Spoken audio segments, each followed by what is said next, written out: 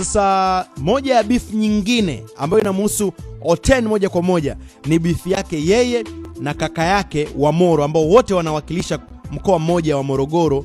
I'm talking about Afande Sele.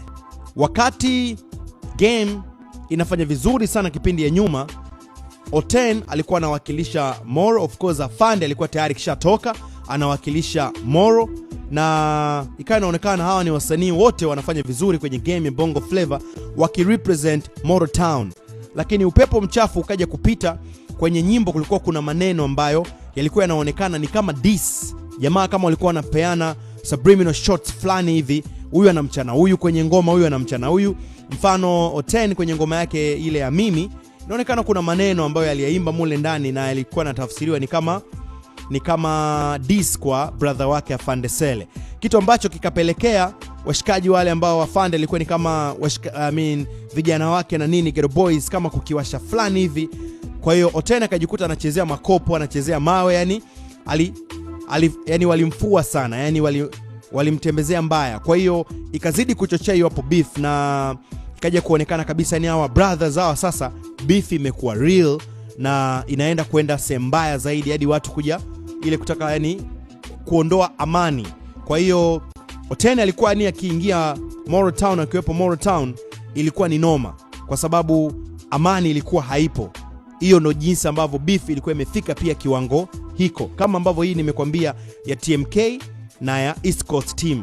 So jamaa walikuwa wanakubalika wote kutoka Moro, mashabiki walikuwa wanawasupport, industry ilikuwa imewapokea, lakini hiyo beef ilikuja ikasumbua sana. Sasa good thing ni kwamba hawa jamaa walikuja baadaye kuweka mambo sawa, waka reconcile, na shout out kwa Bonnie Love kupitia Mawingu Records, and shout out pia kwa Sumali. Mara nyingi wapendi tumuongelee kwenye haya masuala ya muziki, lakini hiyo ni way back. So Sumali alipiga chorus ya ngoma ambayo waliifanya pamoja Afande Sele pamoja na O10 ya kurudisha amani, au sio bana? Tusahau yaliyopita, tugange yajayo. Chorus kali kabisa. Mimi na wewe ni kitu kimoja, tusahau yaliyopita. Somalia anasikika akiongea hayo maneno kwenye chorus. Mimi na wewe ni kitu kimoja, au sio bana? Na ikatangaza amani kati ya O10 na Afande Sele. So hiyo beef ikawa imeshakuwa sorted. Amani ikaendelea kuwepo. Moja ya kitu ambacho pengine watu wengi hawakijui kuhusiana na hii ngoma ya Nicheki ya O10, ni ngoma ambayo ilisumbua sana club. I remember this time wakati ngoma ikiwa ikipigwa club, kila mtu anajiona Mnyamwezi sana, kapoa sana. Ni ngoma pia ambayo ilifanya vizuri sana kwenye chat.